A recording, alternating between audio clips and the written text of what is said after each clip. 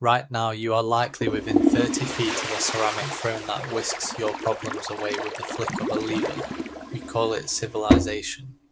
But for 99% of human history, there were no levers, no pipes, and definitely no triple-ply comfort. Imagine our caveman friend here suddenly losing his modern porcelain throne. It's a long way down to the Well, that definitely prehistoric could have gone forest better. floor. Every Note to human self, who ever lived has gravity faced is the same definitely urgent not daily my friend. biological deadline. But before sewers, where did it all go?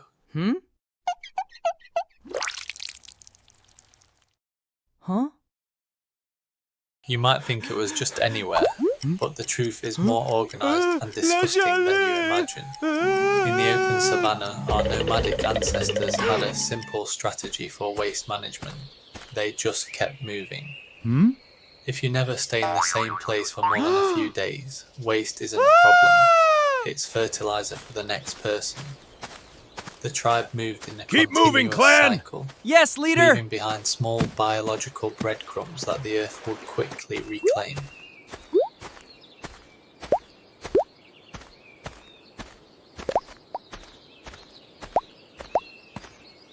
These breadcrumbs were actually a gift to the landscape, helping new plants sprout up in a simple, flat-coloured animation. The most important rule for nomadic hygiene was choosing a spot downwind and safely away from the local water supply. We had help too.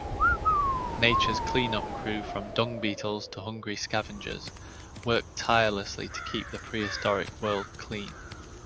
By the time a tribe circled back to a campsite months later, the evidence was completely gone, leaving a pristine forest behind.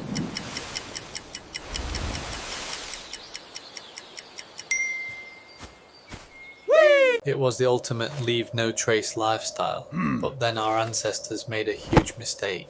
They decided to settle down. Once we started building permanent stone huts, the anywhere strategy turned into a ticking biological time bomb. If you live in the same spot for years, you can't just go behind a bush. That leads to the dreaded cesspit crisis. Pits were dug, but early humans soon faced the terrifying reality of microscopic bacteria multiplying right under their feet.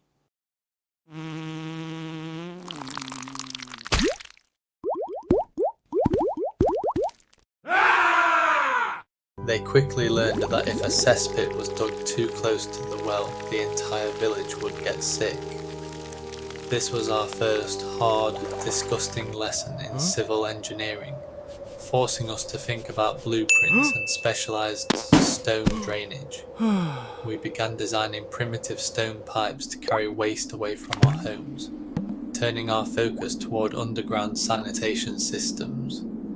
At Skara Brae in Scotland, people were building stone-lined drains into their huts over 5,000 years ago.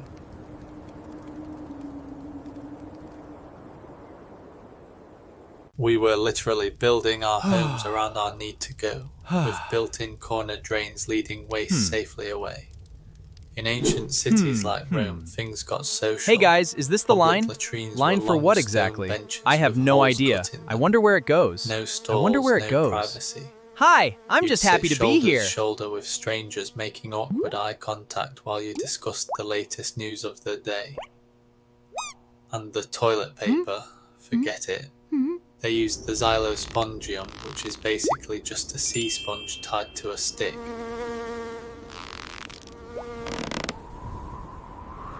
Here's the kicker, it was communal. You'd rinse the sponge in a shared bucket of vinegar and leave it for the next guy. The gross factor was high, and our caveman would likely shiver at the thought of reaching for that shared Roman sponge.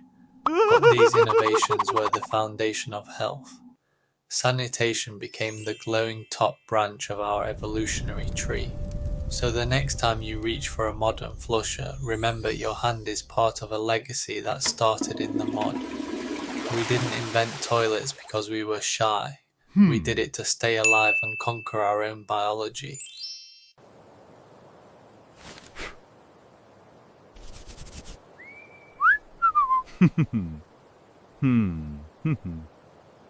This has been a SketchExplainer look at the surprising origins of the things we do every single day.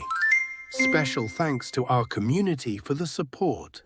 Follow us for more humorous, fresh perspectives on the mysteries of life. Thanks for watching. Don't forget to hit the bell icon for notifications. See you in the next deep dive.